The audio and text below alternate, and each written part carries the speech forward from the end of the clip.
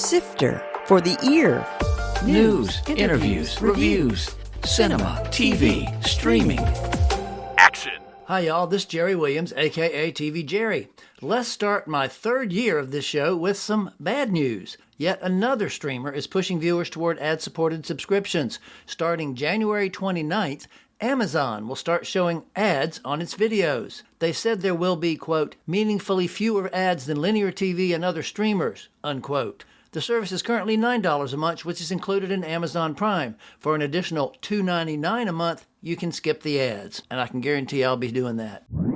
And then I call my phone at the office and somebody else answers. So I call the producer back. I just called the office. There's somebody else there. And they said, yes. And I said, am I fired? And they said, yes. So they made me fire myself. That's today's guest, Robert Kendzie, talking about finding out how he lost his job for an LA producer, the hard way. Robert worked in Hollywood for a while before heading back to Fredericksburg, where he continues to write and produce while starting the Northern Virginia Motion Picture Co-op, which actually spans D.C. to Richmond to Charlottesville and beyond. He'll fill us in on the details. Sifter Review of the Week. Bookie on Max. Chuck Lorre has been called the king of sitcoms, but I couldn't get through even one episode of his biggest hits, 2.5 Men or The Big Bang Theory. Apparently, when he got to go beyond the strictures of broadcast, his work is more intelligent, impolite, and funny. Another example is the Kominsky method. That's true with this series, which is built around comic Sebastian Maniscalco, who has the titular role along with his partner in crime, literally, played by Omar J. Dorsey. They travel around L.A. trying to collect their bets while dealing with complications in their personal lives. The entire cast handles the comedy well, including a surprise cameo from Laurie's past work. Add some genuinely funny writing, and the result is a slightly raunchy, expletive-laden comedy that's quick fun. Only 8 30-minute episodes. I gave Bookie 4 out of 5 stars. So, Rob Kendzie, welcome to Sifter for the Ear. Thank you so much. I read in your bio you stated you were a mercenary production staffer in Hollywood in the 90s. I love that phrase, mercenary production staffer. What exactly does that mean? That means I couldn't hold down a job.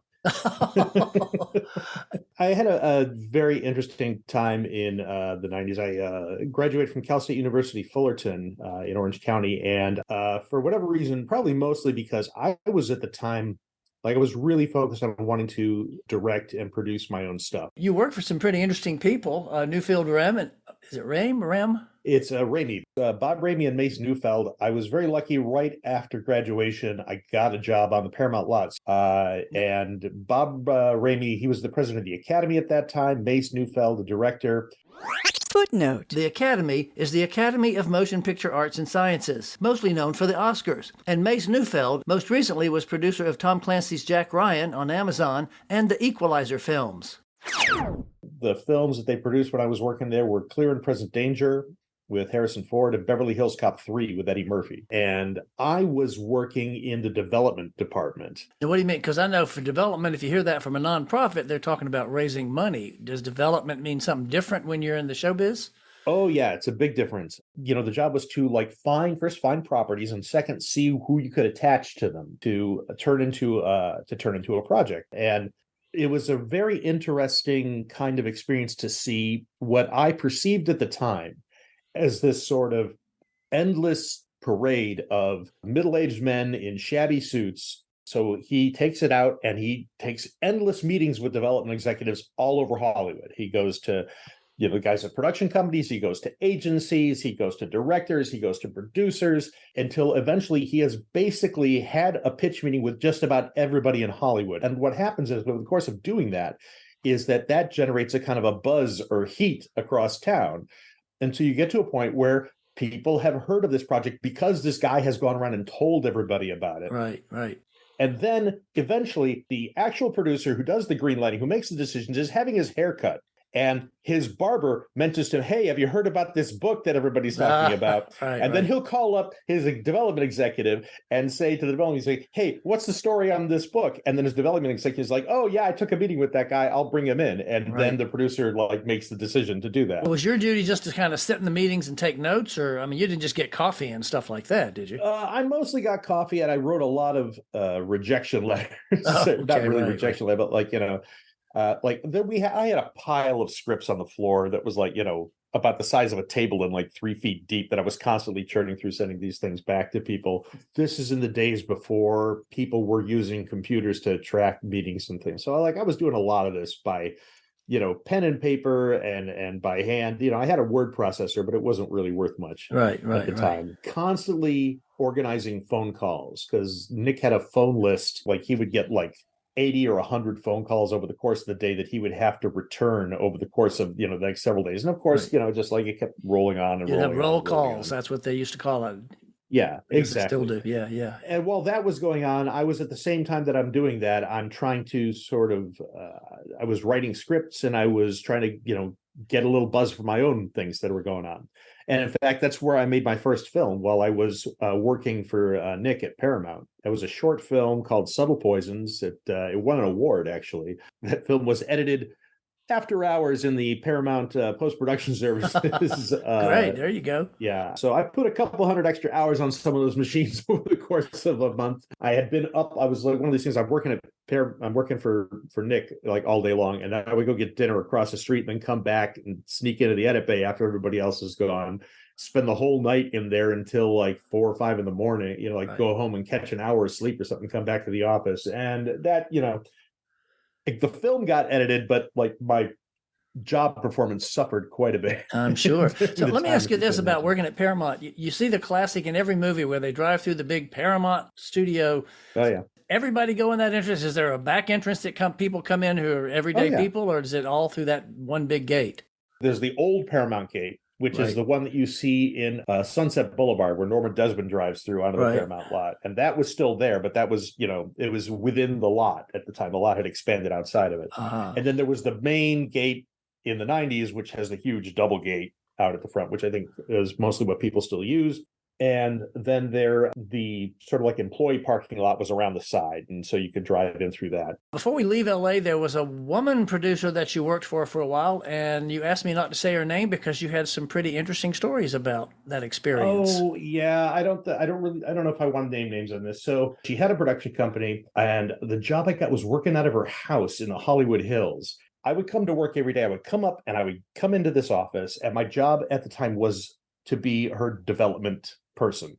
She had an idea for a project that at the time seemed like an interesting idea. So the producer asked me to put together a PowerPoint presentation. And the day of the meeting, I had been up all night the night before, finishing like the finishing touches on it. I came to the office, I'm just wearing jeans and a button-down white shirt, right? And the producer says to me, are we going in separate cars, or are you coming with me? Oh. And I'm like, what? So I get in their car. We drive across Hollywood. We go to Century City, go into this lawyer's office. Everybody is wearing $1,000+ suits. And I'm looking around, and I'm wearing my jeans and a shirt that I'm sweating bullets through. I buttoned up my button-down shirt. And the producer looks at me, and I'm like, okay. And I open up their computer for them. I turn it on for them. I double-click the icon. The presentation plays.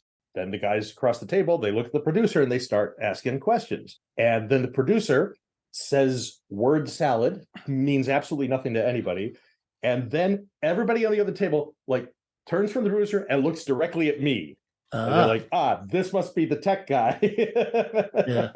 And then I have to translate. And that was the whole meeting. Oh. And that went on for an hour. I felt so bad throughout that whole meeting. And I remember when we got back from that meeting, I immediately started looking for another job. So while I was looking for another job, you know, word got out, got back to the producer. People want to know where you're working. It's on the resume. So one day I'm getting ready to go to work, and I get a call from the producer saying, hey, you don't have to come in today.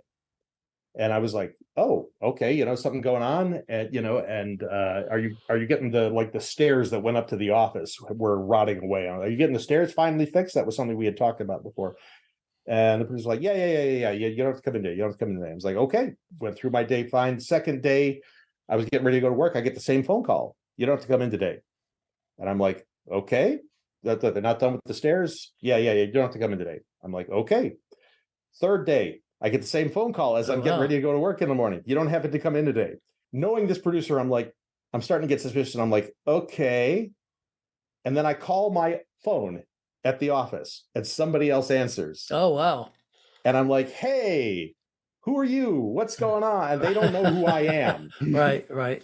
So I call the producer back and I say, hey, I just called the office. There's somebody else there. And they said, yes. And I said, am I fired? And they said, yes. Okay, wow. So they made me fire myself. That's crazy. That's wild. That's Hollywood, baby. Before we bring you back to Virginia, I want to talk about how you got back here, but somebody from Virginia wanted to say hello to you. Surprise guest drop in. It's Robin Farmer. Oh, hey, Robin. It is. Hey, Robert. Footnote. Robin Farmer is the co-chair of the Virginia Screenwriters Forum. We were talking about his life in LA, and we hadn't gotten to Virginia yet, but obviously you're in Virginia, so how do you know Robert? I got the pleasure of meeting Robert at the Virginia Screenwriters Forum's second annual short film showcase, which was held at the Ashland Theater. Robert approached me and said, hey, let's work on a partnership for the showcase for next year. And so that's what we're doing. Earlier this month, Robert and 3 other producers came, and we had 10 of our members pitch their screenplays to the 4 producers. So what happens next after they pitch them? I committed to taking at least one of these projects to make it to production in 2024. I pulled 3 projects out of those pitches that all sounded like really good ideas to me. I'm working with one of the writers on those 3 now on a rewrite. And these are all for short films. So by the time the 2024 one rolls around, we'll have this project ready for that showcase. And that'll be a cool opportunity for one of their writers to see what the process is like working with the producer, getting notes and having to do revisions and doing that development work. We're back to development again, doing that development work to develop the project into something that's going to be on the screen. It's a very exciting partnership for VSF because we are increasingly encouraging our screenwriters to produce their work or direct their work. Right. So Robert came along at the perfect time. You said VSW and Virginia Screenwriters Forum. Robin, you want to just give us a little short, what is that? I'm happy to say that we will be celebrating our 35th anniversary this year. Wow. We are small, we are mighty. We are currently at capacity. It's about 27 members. And we have new screenwriters, emerging screenwriters, and veteran writers. And our goal is to really elevate that first act, because we all know that within the first 5 or 10 minutes, whether or not you want to continue watching that show, right? Sure, yeah. Everything rests on that first act. And so while that is the mission of VSF, we have been trying to elevate that and also encourage people to also produce their work. So it's evolving. And so what has, at this point so far, and of course you're still in the process, what has Rob brought to this? A great deal of excitement, because for the first time we had 10 members pitch, but for most of them, it was the first time they've ever pitched in their life. Wow. And so, it's bringing education along with the inspiration. And so that's what we're really excited about.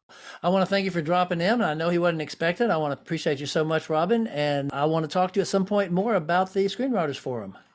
We will. And Happy New Year, guys. Thank you very Happy much. New Year. That was cool. Well, thank you. Let's get you back to Virginia. How did you get here? What made you finally decide, okay, I'm out? My wife and I, we had gotten married a couple of years before. We were getting to the point where we wanted to settle down and have kids. We wanted to go someplace where we could afford a house. I just remember we had this experience where we were looking at houses, and this was like the 3rd or 4th time where we had driven up to the place, looked at the house and said, oh, the house, that house doesn't look so bad. And we realized, oh, wait, it's not that house. It's the other house that was built in the backyard of this house, because the density is very, very high out there. Right. And as we were parked across the street, an older lady in a very, very large car pulled out of her driveway and backed all the way across the cul-de-sac and into my car. Great. Like nobody around us, right? And at that moment, my brain said, it's time to get out of here. There you go. It's time to leave. And I had an opportunity to come out here and do marketing work, basically for a small firm in Virginia. Where exactly? This is Fredericksburg, Virginia. Fredericksburg, So okay. yeah, Okay, so I'm based out of Fredericksburg, yeah. I did some other things. I've published a series of graphic novels with an artist that I know in Poland called Dire Destiny. That's kind of where my current sort of like production company comes out of, is that it started as a publishing company. It's called Dire Destiny Books. But at some point, I had this idea for a crazy project that I was going to try and maybe I can like get another film project off the ground. And I was working on something that at the time we called Legend of the Firebird, which is basically kind of a sword and sorcery, high adventure adaptation of Igor Stravinsky's Firebird Ballet. That sort of became the foundation for establishing relationships with a lot of people who were doing local production here. We have actually quite a large theater community in Fredericksburg, believe it or not. And I've become very good friends with a number of people in several of those theater groups. And also I've connected with a number of guys who are doing work like at Quantico or around who are doing like corporate, industrial, military type video, but who want to do narrative filmmaking. And so I'm the guy who has the experience with narrative filmmaking. So like, Rob, let's do something. We did 4 or 5 other short films over the course of the next few years. What at the time, like originally it was just like a bunch of guys who were just helping each other out. And then I was like, well, let's make this into a thing. Let's make it something a little bit more productive and a little bit more structured. It's called the Northern Virginia Motion Picture Co-op, or NoVa Motion Pictures. And it's not really just Northern Virginia, because our area of operation is very loosely defined as sort of like DC, Richmond, Fredericksburg, Charlottesville. And by 2018, I was starting to run regular monthly seminars. And I wanted to make sure that, like, as the co-op went forward, this is not just a vehicle for me to be producing my own stuff. I want this to actually be a co-op of having more people come in. And it's not really a production entity so much more as a resource entity. And we had even set a board of directors, and we had started the process of becoming a 501c3. At the apex of all of this interest, 2020 happened. The pandemic. I knew you were going to say that. Yeah. And then at the beginning of this year, at the beginning of 2023, a couple of guys from the co-op got back in touch with me, and they were like, Rob, hey, what are we going to do? So I like John Wick. I figure I'm back now, right? Right. This is my development background coming back into things, right? I'm like, how do we like come up with a project to do? So I'm there with 3 other guys like, well, what can we do that's not too big, right? That is easy for us to do, that we can do over a period of time, that we can slowly bring people back into this, right? So, well, what resources do we have? What do we got that we can shoot? Well, we've got beautiful forest parks around here. I love shooting in the forest around Fredericksburg. Right. So what are we going to shoot in the forest? Everybody likes a pretty girl. We'll put a pretty girl in the forest. I was thinking about that, and I had the idea, wait a minute. We want to do this over the course of a long time, so let's make it 4 seasons. So we ran a GoFundMe for that over the summer. We raised over $8,000. Great. We shot spring and summer in July. We shot autumn in October. And currently I'm waiting on some snow in Western Maryland for us to shoot winter. So now most of the people on these co-op projects work for free? There's a lot of free labor that's been put into it, or like labor at cost. After working in Hollywood for 10 years, like I know what it's like to have a lot of people asking you to do work for free, on various projects and whatnot. So I don't like to ask people to work for free if I can help it, especially actors, because it's real important. First of all, you get what you pay for, and you want to make sure that the actors show up. Sure. And of course, you got to pay to feed your cast and crew, of course, especially if you're going to have somebody come out and work for a full day, so that it makes the people feel like they're working on something professional. B, they're not wandering off to go eat or drink. Right, sure. And I tell people, on any production with a budget of less than $5,000 or $10,000, your largest line item in the budget should probably be for catering. Because keep the stomachs happy. Keep the stomachs happy, keep everybody fed. And if you feed people well, they will come back and work for you again. There you go. So I know one of the others that I saw online was called To Whom It May Concern. And I have to just say first, it was interesting because anytime in a movie I see a real phone number, of course, the typical is 555, it's not real. And there was a real phone number. And I, of course, wrote it down and called it, and it does what it says in the film. Sometimes you call them and there's a promotional thing for the movie or whatever, but that was interesting. It was for real. You shot that in 3 parts. Why not just make one longish? I mean, it was still 3 short parts, so it wasn't over maybe 40 minutes total. Why did you make it in 3 parts instead of doing it all in one chunk? So first of all, like whenever we've screened it, we screen the whole thing at once. Okay, good. there's an interesting story behind the script. So this script is actually sort of it's a script about people playing around with time travel, and believe it or not, it is based on a true story. Oh, okay. The first 10 minutes of that film are very, very close to something that happened in real life, where it was late. I was out with some friends, and we'd been up playing Monopoly, just hanging out on a weekend, and we were talking about time travel and things like that. And so my friend and I let's write a letter to the future, and we'll promise to keep this letter safe. And and we wrote the letter. So, okay, if time travel is possible, come back to this day at this time, knock on the door 3 times. We'll open it up, and we'll do that. And we did the thing. We sat around the table, and he put the speaking clock on, and we listened to the countdown to midnight, waiting for the knock to come. And he actually did put his hand under the table and knock on the table to freak everybody out. And that letter is actually still in a safe in Los Angeles. Oh, really? Huh. Yes. And shortly after that, this was also at the time when The Outer Limits was being rebooted on the Sci-Fi Channel, I think. Submitted to The Outer Limits. They passed on it at the time because they were looking for more like gooey monster stuff, and this was more cerebral. So the script went into a drawer for 20 years. And I was looking for something to do with the co-op, and I pulled that out again and rewrote it. That was a great shoot. We shot 40 pages of script in 2.5 days. I'm incredibly proud of everybody who worked on that. So you still didn't tell me why you released it in 3 parts. Yeah. So when it was, the original script is a television script, so it's got commercial breaks in it. So when I rewrote it, I kept the commercial breaks in because I figured it would go up on YouTube, on our YouTube channel.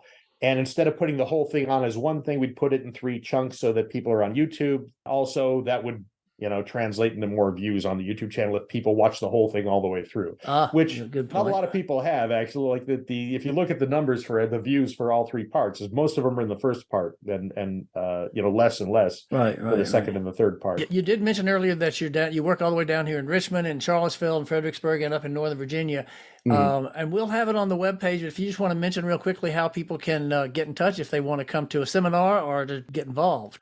We haven't started doing new seminars again, but if anybody wants to get involved, the best way to get a hold of me is info@novamotionpictures.com. We also have a public Facebook page that you can check out for stuff that we're doing, and there's our YouTube channel as well. We haven't got a very good web presence developed yet because I've been trying to make sure that what we're doing involves real people who are doing real work here in this actual region. And it's not like, because I know when you put stuff online, sometimes you get a lot of people coming in from like Pennsylvania or New York or Florida or whatever, who are like, they want to just join the group to just see what's going on. And that's not what we're looking for. But if you're in this area, like northeastern Virginia type area, and you can be around to help out, and you've got projects going on, we definitely want to hear from you. Part of our mission is education. So I'm always happy to talk to people who are just starting out on their journey. I'm happy to offer advice and whatever I can. I want to connect people with one another who need things to complete short productions. Basically, we want to build this network into something that's useful and usable for people. And one question I always like to ask everybody, last thing, is when you're not working on the motion picture co-op, what are you watching? It's actually split. So like I watch a lot of old movies, and I watch a lot of new media as well. I'm fascinated with the sort of documentary video essay format on places like Nebula and that you see on YouTube as well. The deep dives that some people go to. There's a guy named Dan Olson who does these really deep dives into media literacy and subjects related to media. And like he got really famous this last year. He did a really big takedown of NFTs and cryptocurrency. It's just fascinating, especially the way he puts it together. He did a previous one too called In Search of a Flat Earth, where he talks about like the flat Earth movement, and he actually does a video experiment where he goes out to a flat lake and he does this thing with the camera where you can physically see the curvature of the earth. And it was just like an absolutely brilliant piece of filmmaking, I thought. And so as much as I love narrative filmmaking, like these people who are doing like these sort of independent documentary things, I'm really fascinated by. Well, I'm not familiar with that Nebula. I'll have to try to find that and maybe include a link on the webpage. Rob, I want to thank you so much. It's been fascinating to learn more about the Northern Virginia Motion Picture Co-op, or NoVa Motion Pictures. Keep us posted on what's going on, and good luck on getting that snow done. Waiting on the weather right now. So thank you so much, Jerry. Appreciate you having me on. That was Robert Kendzie, who worked in Hollywood for a while before heading back to Fredericksburg, where he continues to write and produce while running the Northern Virginia Motion Picture Co-op, which actually expands from D.C. to Richmond to Charlottesville and beyond. I'll have links to the co-op and more things he discussed on the webpage for this show at tvjerry.com. Coming soon. In theaters. American Fiction. In this satire, Jeffrey Wright stars as a writer who pens a book that embraces black stereotypes, and it becomes a bestseller. Night Swim. A new family moves into a house with a pool that's deadly, starring Carrie Condon and Wyatt Russell. Weak Layers. This comedy revolves around three women who decide to make a ski movie. TV and streaming. The 81st Golden Globe Awards will air January 7th on CBS and Paramount+. The Brother's Son, which dropped on Netflix yesterday, stars Michelle Yeoh, whose crime boss hubby is shot and her gangster son arrives in L.A. to protect them. Echo on Disney. A deaf Choctaw woman returns to her native Oklahoma to escape her association with a mafia kingpin. From Marvel. Criminal Record on Apple. Two detectives are in conflict over an historic murder conviction, starring Cush Jumbo and Peter Capaldi. Grimsburg on Fox. He seems to be everywhere right now. John Hamm is the voice of a detective who returns home to reconnect with his family and friends in this animation. Ted on Peacock. This is a prequel to the 2012 film, and the titular teddy bear is helping his 16-year-old owner. That's it for this week. Hope you have a great new year. This is Jerry Williams. Thanks for listening. For more Sifter, including literally thousands of reviews, visit tvjerry.com. That's a wrap.